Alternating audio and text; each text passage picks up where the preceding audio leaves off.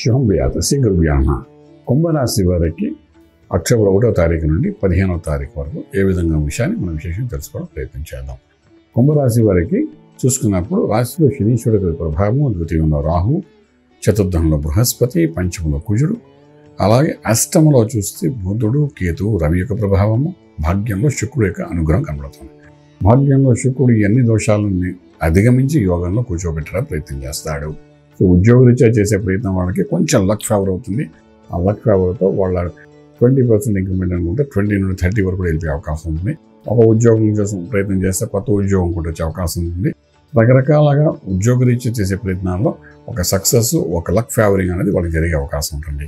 అంటే ఉద్యోగం కంటే అదర్ అమ్యూనిటీస్ ఏదైతే దొరుకుతాయో అందులో కొంత లక్ ఫేవరింగ్ జరిగే అవకాశం ఉంటుంది. అలాగే వ్యాపారస్తులు కూడా వ్యాపారం చేసేటప్పుడు వ్యాపారంలో చాలా అనుకూలంగా కనబడుతుంది. అది కూడా కాకుండా కొత్త వ్యాపారానికి ఒక లక్ ఫేవరింగ్ ఉంటుంది.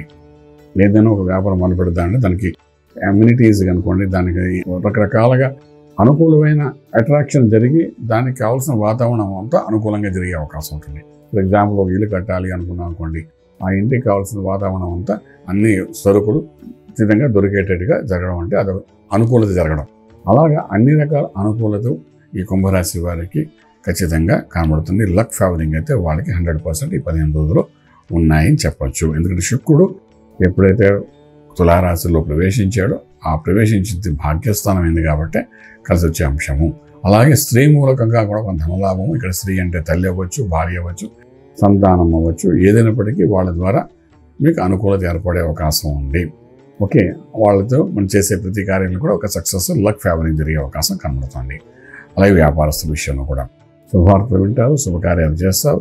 విదేశాల్లో వెళ్ళి చదువుకోవాలనుకున్న విద్యార్థులకి అనుకూలంగా కనబడుతుంది.